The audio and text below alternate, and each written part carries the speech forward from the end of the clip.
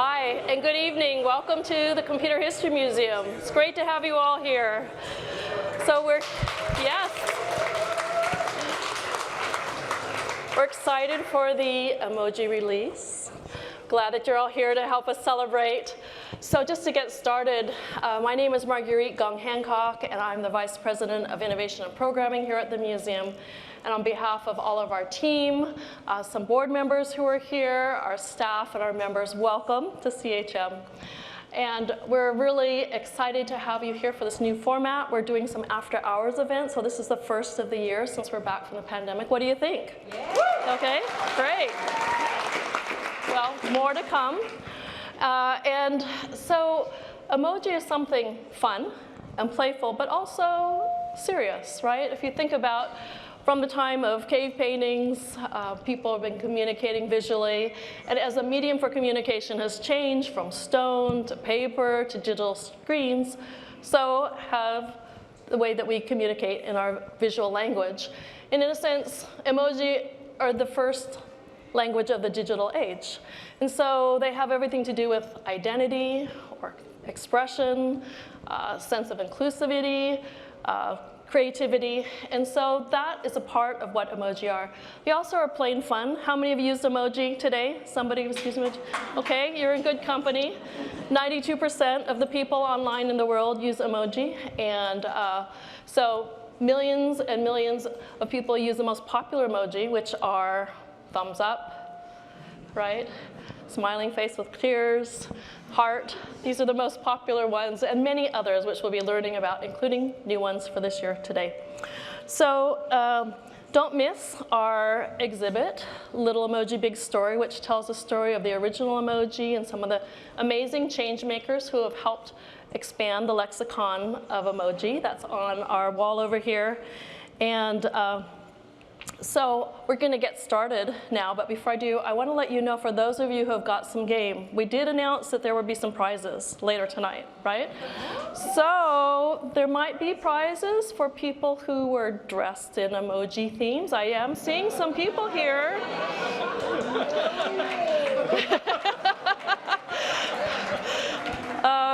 So best emoji costume. We also have a prize for best social media post. So hashtag CHM, this is your chance. You have to get all your submissions in before 8:15. We had a little help from the photo booth, so if you need some help there, but there are plenty of other things that you can have some fun with social media post.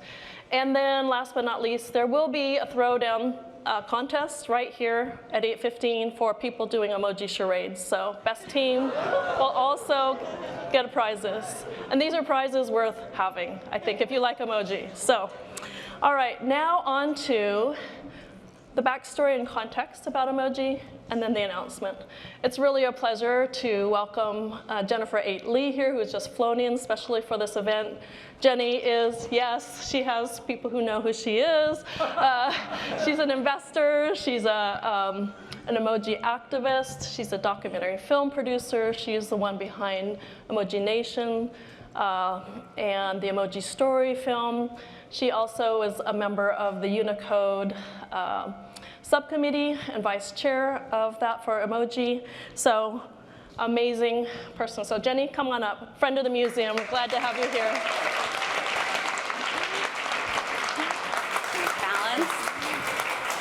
Great. And then the other person, Mark Davis, co-founder and chair of the board, CTO of the Unicode Consortium. And also he served as the president from its inception in 1991 until last year. He was the one who proposed the original edition of emoji to Unicode and served as the chair of the emoji subcommittee until 2020. He's the guy, right? So Mark, unfortunately, Mark just got COVID, so isn't able to join us. But thanks to the wonders of technology, he did create a video. So we're going to start with some comments from him first. We're going to have 3 clips from him. The first is sharing his reflections on the relationship of Unicode and emoji from the beginning. So let's hear from Mark. My name is Mark Davis, and I'm one of the co-founders of the Unicode Consortium. Unfortunately, I'm not able to be there today because I contracted COVID, but I'm able to provide this video introduction, which I hope you'll find useful.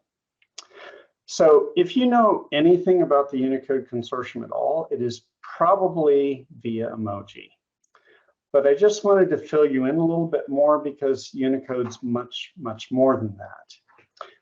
Every key you see on your laptop, every character that you see on your phone, every key you type on your laptop, every number, date, time that you see on any of those devices, all of these use the Unicode encoding for representing all text characters in the world.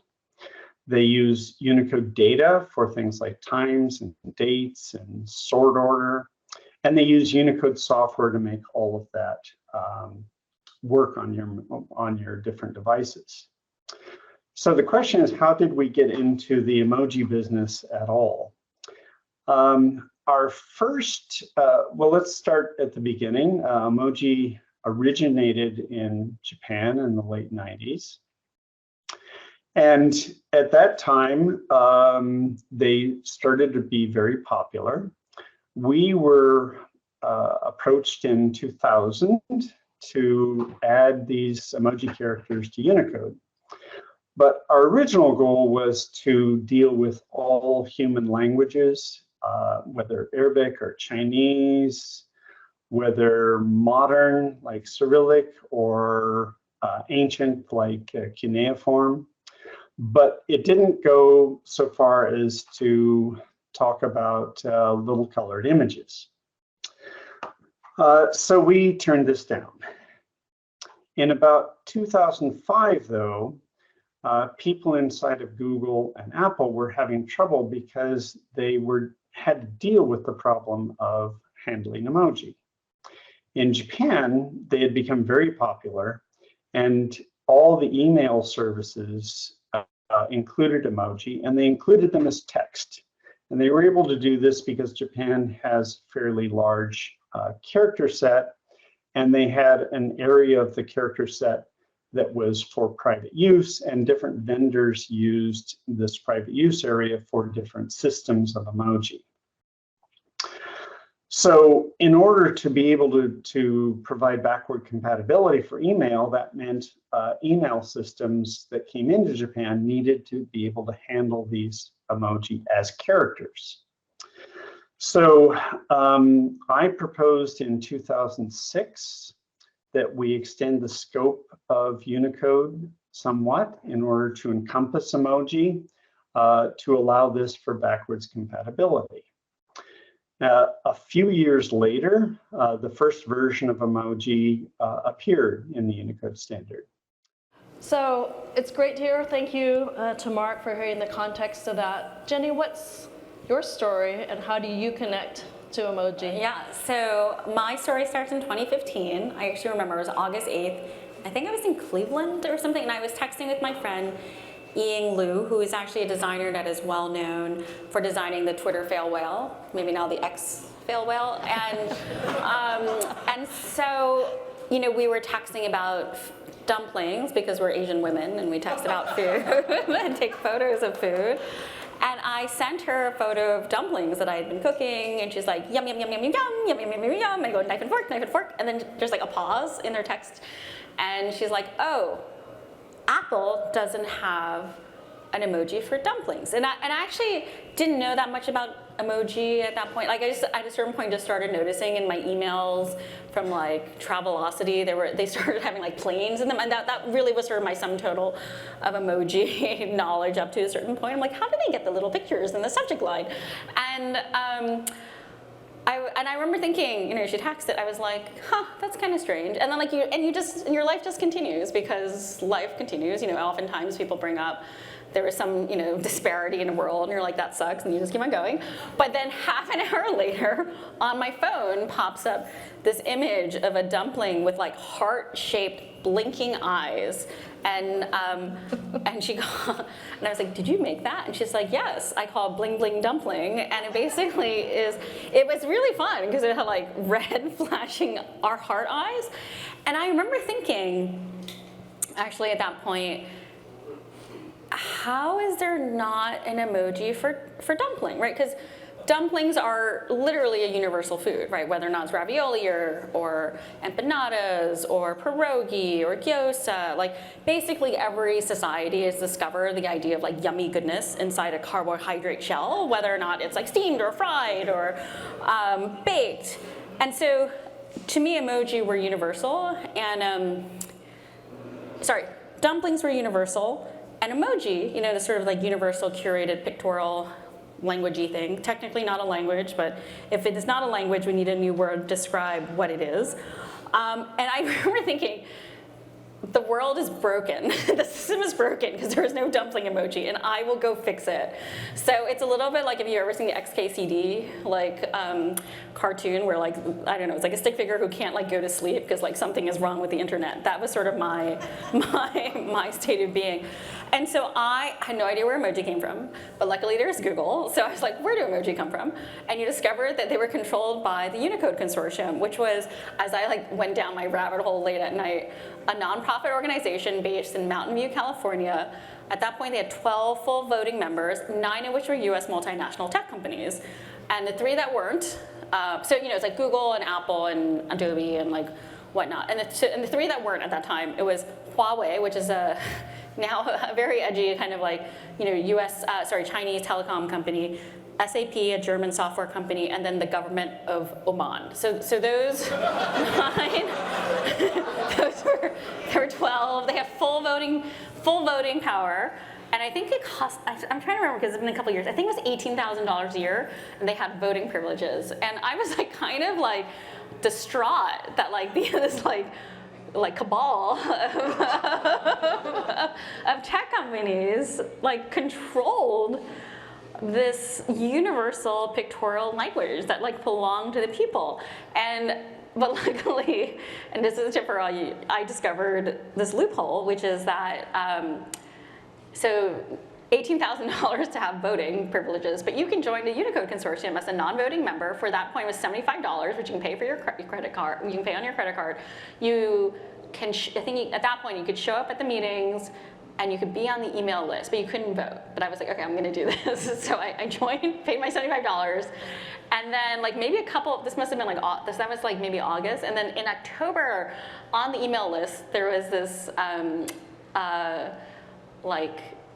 thing that basically, we're gonna have our quarterly meeting.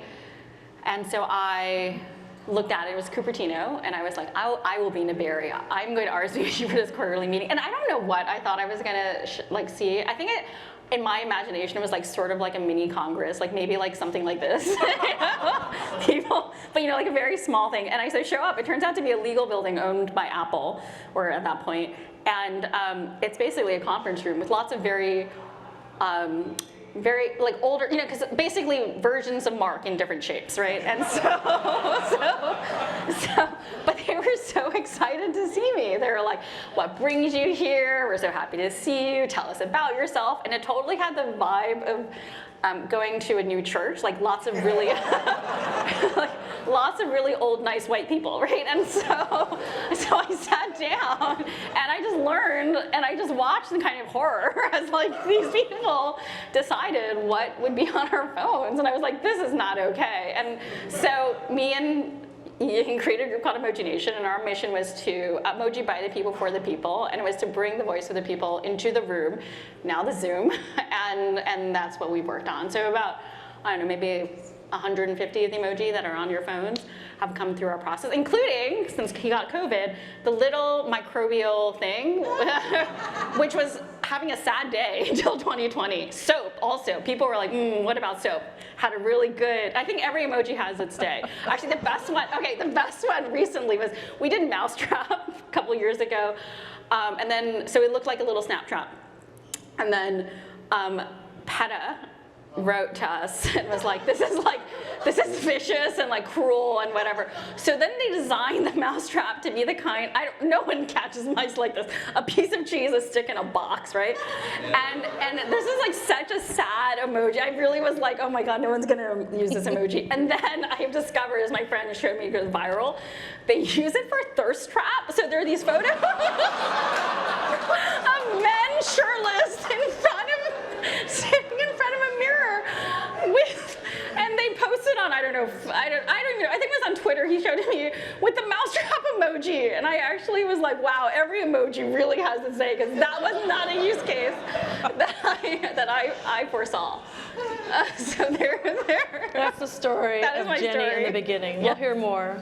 So now we're just going to turn back to Mark. He's going to get a chance to give his story about some of the challenges as well as opportunities for emoji as they've been evolving over the years. And you might ask why it took so long. Why did it take years to come about? And part of the issue is one that we're faced with a lot of different systems, is trying to figure out exactly what the set of characters is.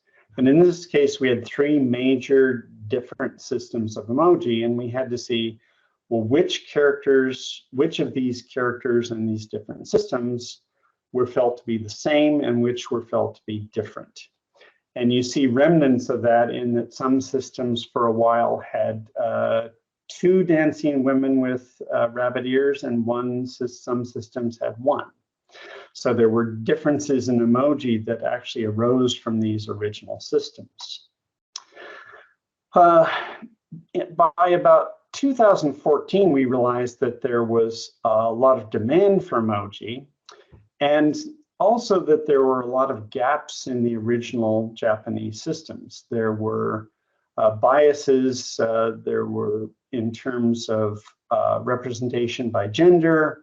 A construction worker was male and a princess was female, and so forth. There was a lack of diversity in color, and there were lots of gaps, sort of obvious gaps in the emoji system emoji set of characters that we had. So we ended up starting to add additional emoji over time. A little while later, we decided that we would go ahead and open this process up to the public so that anyone could propose an emoji character. And in order to do that, we had to develop a process for taking in all the requests that we would get.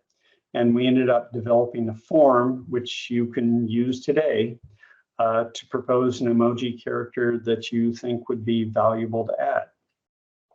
One note of caution is that the bar is fairly high, because it needs to be a character that could be used by hundreds of millions or billions of people. So it has to be something that's going to be pretty popular. I'm just going to move ahead and ask that we move to the next clip after I tee this up, and just, since Mark wasn't able to be here to give the official announcement, he's going to give a little sneak peek about what they are, and then I get to have the privilege of announcing the emoji. So let's have this next clip from Mark. This September, we're releasing Unicode 15.1, which adds a small number of characters because 15.1 is a limited release. But it adds one particular one that I'm fond of, which is the broken chain, which can represent a whole range of different ideas, including breaking shackles or freedom, as well as many others that you can think of. We've also added quite a number of characters that are directional, so that you don't have to be walking towards a particular direction. You can choose which direction you're walking towards, or you're running towards, or any of the other characters where you have people facing in a particular direction. I'm sorry that I couldn't be here today, but it looks like a great agenda, and it looks like everyone should have a lot of fun. Well, thanks to Mark. Yay! We hope you're watching on live stream, Mark. All right, so here we are. Are you ready for the 15.1 new emoji? All right, let's pull them up. Family icons. Yeah. All right. The lime. Next, the non-poisonous mushroom. Next, the nodding face. Can you do that with me? Nodding face. The shaking face. All right, broken chain, which he talked about. And last but not least, Phoenix. Okay. So those are the new 15.1 emoji. Well, you're lucky because the person who was one of the people who submitted the Phoenix just happens to be here tonight. And she's going to give the backstory. One of the most interesting things is how do these emoji get selected? What are the criteria and the rationale? And she's going to walk you through some of the argument that she made to the Unicode Emoji Subcommittee on why the Phoenix.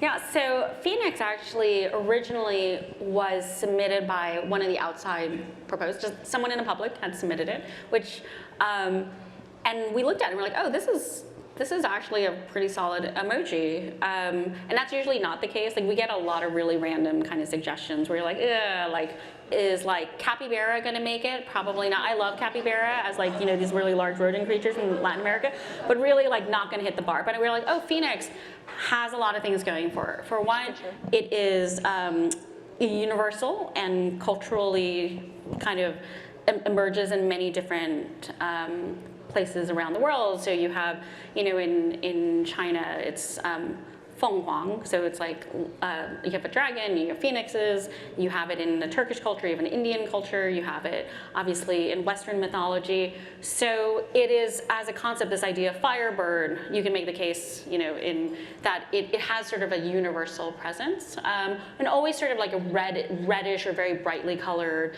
and then kind of, you know, mythological in some way. So that's one. Two, it has a lot of secondary meanings. So we tend to favor things that are not just literal, but like could also have, you know, additional interpretation. So Phoenix, this idea of, at least within Western mythology, of rebirth. And then it's also just very popular as a word. And one of the ways that we kind of could demonstrate it is just by looking at Google Stats. It's a little bit tricky because there's a city called Phoenix as well, but which kind of hurt, but also helps because if the city is called Phoenix and it's very popular, then we can also use Phoenix to represent the city. So in emoji land, at this point, the last couple generations of proposals, we always benchmark things against elephant because elephant is sort of like in the median kind of emoji and it's kind of universal across all languages. So we often see like, how does elephant do against whatever emoji? And it did pretty well. I think Phoenix did well, though some of that probably is the city as opposed to just like the concept of the bird. And then, you know, we also kind of like to make an argument like, oh, you could use it in sequences. It's not just literal in and of itself, but you can compound it. So this idea in